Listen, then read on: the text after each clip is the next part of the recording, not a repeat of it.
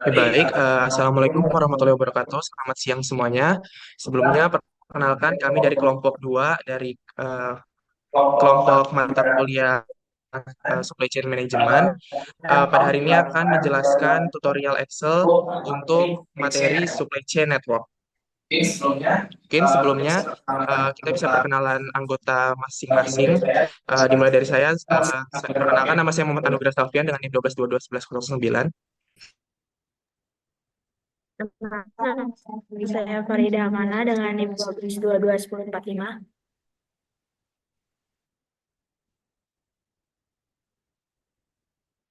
Perkenalkan nama saya Muhammad Rafi Dwi-Dava dengan NIM 12221069. Oke, perkenalkan nama saya Raifandi Putra dengan NIM 12221072. Perkenalkan, nama saya Bagus Haru Caksono dengan NIM 12221079. Perkenalkan nama saya Levia Yolanda Brukaban dengan NIM 12221086. Perkenalkan nama saya Julia Kumasari dengan NIM 12221077.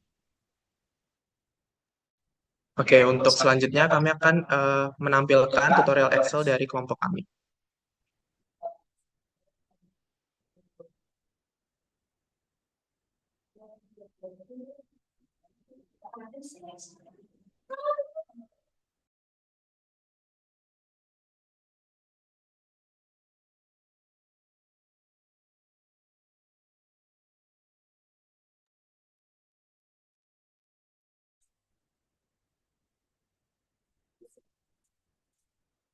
Oke, jadi untuk data yang kami dapatkan itu terdapat dari jurnal. Ya, dari jurnal yang kami dapat terdapat 4 variabel untuk lembaga pemasaran yaitu petani, tengkulak, ram, dan pabrik kelapa sawit. Didapatkan nilai fixed cost atau biaya tetap untuk petani yaitu sebesar 16 juta rupiah. Untuk tengkulak yaitu sebesar 11.500.000 rupiah. Untuk ram yaitu didapatkan nilai sebesar 23.750.000 rupiah. Untuk pabrik kelapa sawit didapatkan nilai sebesar 56.400.000 rupiah. Untuk rantai pasok pola 1 didapatkan nilai sebesar untuk petani yaitu sebesar 2.168, untuk tengkulak yaitu sebesar 2.550, untuk rap yaitu sebesar 3.022, dan untuk pabrik kelapa sawit yaitu sebesar 3.022. Untuk rantai pasok pola 2, untuk nilai petani didapatkan nilai sebesar 2.340, untuk tengkulak didapatkan nilai sebesar 2.945, dan untuk ram didapatkan nilai sebanyak 3.415. Untuk pabrik kelapa sawit didapatkan nilai sebanyak 2.945. Terdapat juga nilai dari kapasitas pabrik pada masing-masing lembaga pemasaran. Yang pertama untuk petani yaitu didapatkan kapasitas pabrik sebesar 60.000 kilo atau 60 ton. Untuk tengkulak didapatkan kapasitas pabrik yaitu sebesar 40.000 kilo atau 40 ton. Dan untuk ram didapatkan nilai kapasitas pabrik yaitu sebanyak 52.000 kilo atau 52 ton. Dan untuk pabrik kelapa sawit didapatkan nilai sebanyak 90.000 kilo atau 90 ton. Lalu didapatkan juga untuk permintaan pasar pada rantai pasok pola 1, yaitu didapatkan nilai sebanyak 85.313 ton, dan untuk rantai pasok pola 2 didapatkan nilai sebanyak 60.441 kilo atau 60,4 ton.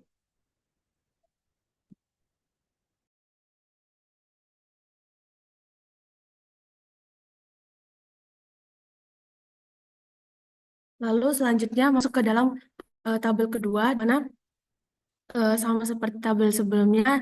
Yang pertama itu pengisiannya ada YI, rantai pasok, rantai pasok pertama dan rantai pasok kedua. Lalu setelah itu total kirim dari pabrik. YI ini akan diisi oleh nilai biner. Lalu selanjutnya itu kita masuk ke mencari nilai total kirim dari pabrik. Itu perjumlahan antara eh, rantai pasok pola 1 dan rantai pasok pola 2. Begitu juga dengan eh, total kirim pabrik selanjutnya. Lalu setelah itu kita mencari nilai total supply dari market melalui total dari setiap variabel mulai dari petani sampai dengan pemilik kelapa sawit.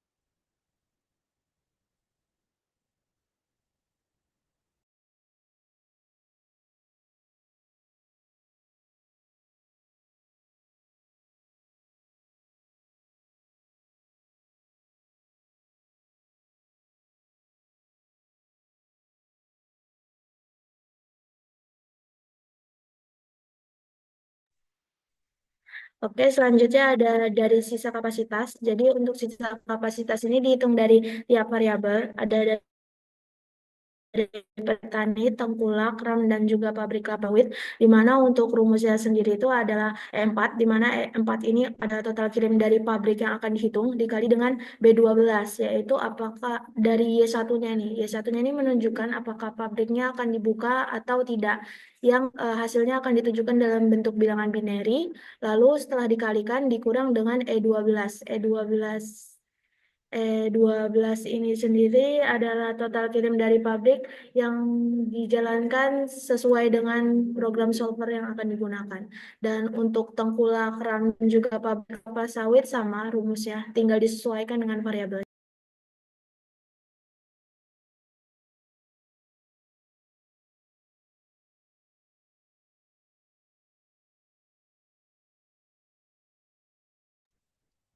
Lalu untuk nilai demand untuk rantai pola 1 itu didapatkan dari eh, nilai permintaan pasar untuk rantai pasok pola 1 dikurang dengan total supermarket untuk rantai pasok pola 1. Selanjutnya untuk demand market tidak terpenuhi untuk rantai pasok pola 2 itu didapatkan dari permintaan pasar rantai pasok pola 2 dikurangi dengan total supermarket untuk rantai pasok pola 2 didapatkan nilai sebesar 60.441.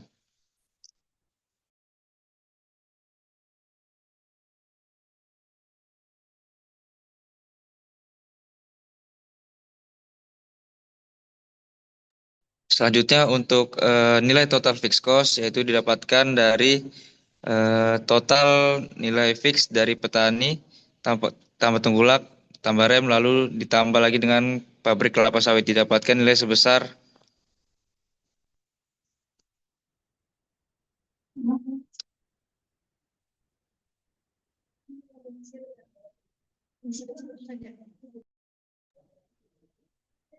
Untuk total variable cost yaitu didapatkan dari rantai pasok pola 1 dibagi dengan rantai pasok pola 2.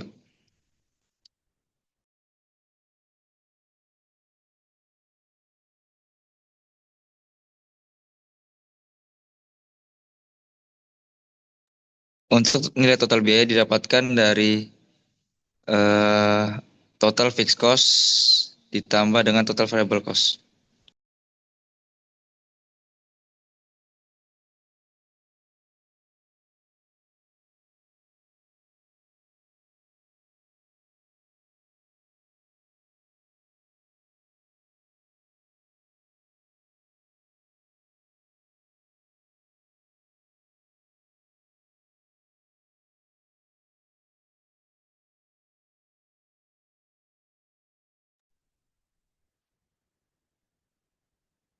Oke, kita masuk ke pengolahan data. Jadi pengolahan data yang kita gunakan pada Excel ini, kita menggunakan solver dari Excel, yaitu pada fitur data. Terus kita masuk ke bagian solver.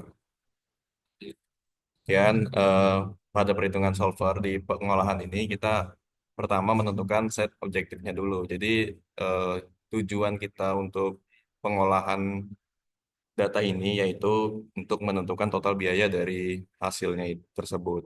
Terus tujuannya itu kita mau memaksimalkan dari nilainya itu, minimalkan nilainya atau apa. Jadi kita di pengolahan ini kita meminimalkan hasilnya. Jadi untuk variabel selnya, kita eh, menggunakan variabel petani yang constraints-nya ini sampai rantai pasok pola satu dan juga rantai pasok pola 2.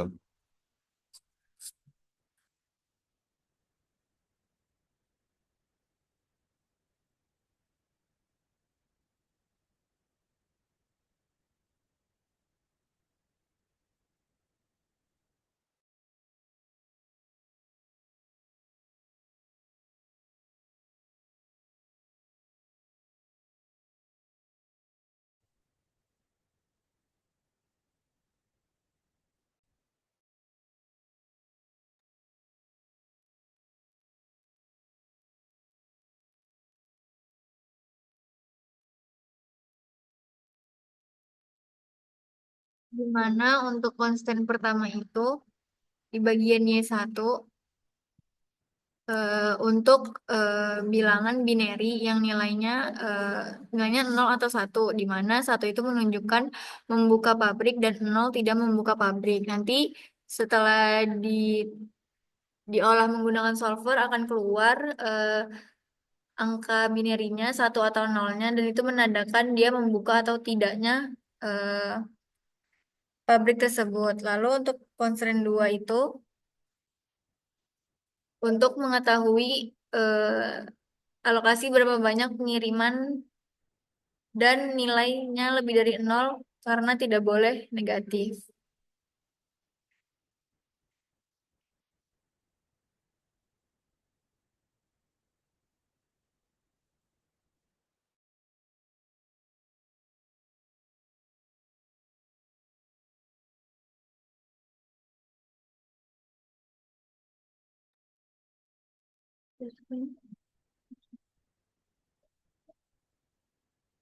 Lalu lanjut ke constraint selanjutnya.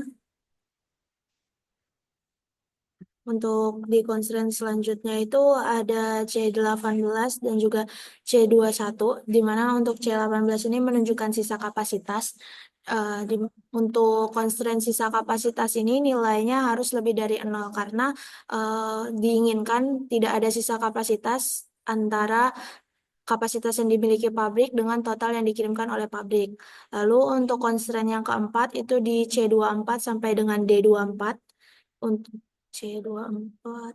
Nah, C24 dan D24 yaitu terkait dengan demand market tidak terpenuhi. Demand market tidak terpenuhi ini tuh menunjukkan apabila dari yang dikirimkan di pabrik dengan kapasitasnya itu ada kekurangan dari yang diminta dengan kapasitas yang dimiliki pabrik. Dan untuk demand market tidak terpenuhi ini nilainya sama dengan 0 karena kita ingin tidak ada demand yang tidak terpenuhi gitu.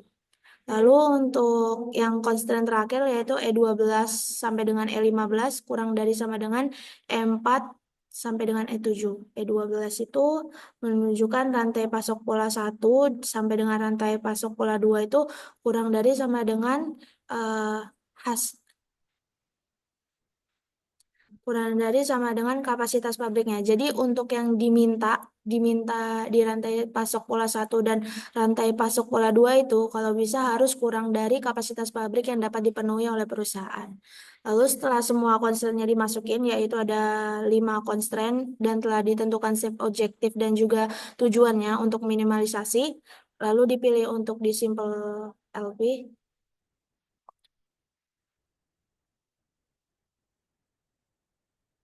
Maaf, ini untuk set objektifnya dibaikin untuk di total biaya akhir.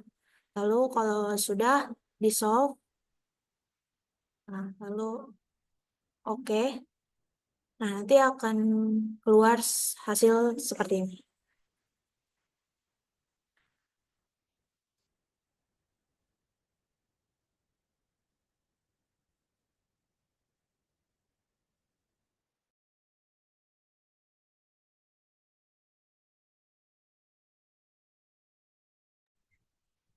Eh, Setelah di solve menggunakan solver di Microsoft Excel, diperoleh nilai Y1 pada petani sebesar 1, nilai Y1 pada tengkulak sebesar 1, dan nilai Y1 pada RAM sebesar 1, dan nilai Y1 pada pabrik kelapa sawit atau PKS sebesar 0. Kemudian diperoleh juga nilai rantai pasok pola jaringannya pada petani tengkulak ram dan pabrik kelapa sawit itu berturut-turut nilainya 0, 40.000 kilogram atau 40 ton, 45.313 kilogram atau 45,3 ton, dan 0 untuk di pabrik kelapa sawit. Terus untuk di rantai pasok pola duanya diperoleh nilai sebesar 60.000 kilogram atau 60 ton, dan nilai pada tengkulak sebesar 0. Kemudian nilai pada ram sebesar 441 kilogram, dan nilai pada pabrik kelapa sawit sebesar 0. Nah, dari total kirim dari pabriknya juga diperoleh nilai sebesar 60 kilogram untuk petani atau 60 ton, terus diperoleh nilai 40 kilogram pada tengkulak atau sebesar 40 ton, nilai 45.754 kilogram atau 45,7 ton pada RAM, dan yang terakhir 0 kilogram pada pabrik kelapa sawit atau PKS. Kemudian diperoleh juga sisa kapasitas pada RAM sebesar 6.246. Kemudian pada petani, tengkulak, dan pabrik kelapa sawit sebesar 0. Mungkin bisa diklik rumusnya. Oke, untuk rumus dari sisa kapasitas sendiri diperoleh dari total kirim pabrik dikali Y1, kemudian dikurang sama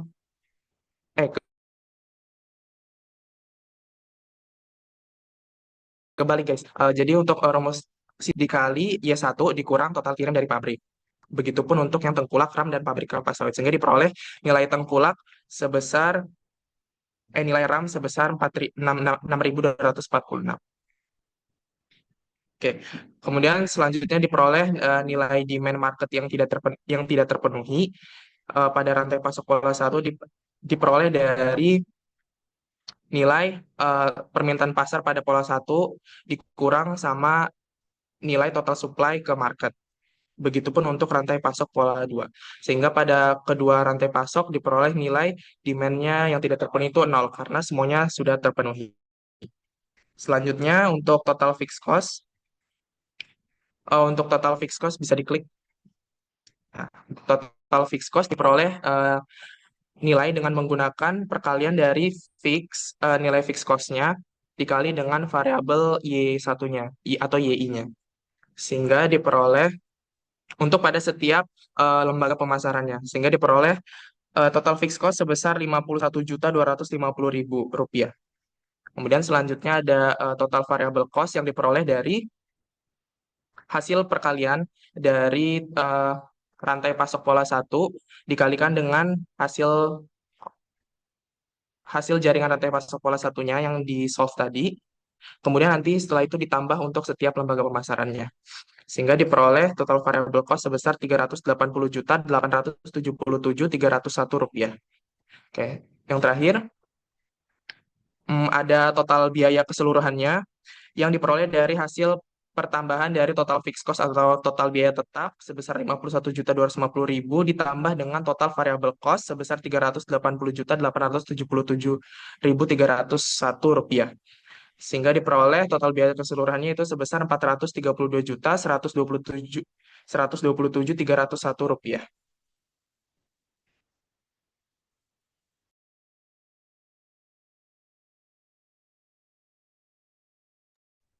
Mungkin sekian hasil presentasi dan tutorial Excel Supply Chain Network dari kelompok 2. Apabila ada salah kata mohon dimaafkan. Wassalamualaikum warahmatullahi wabarakatuh.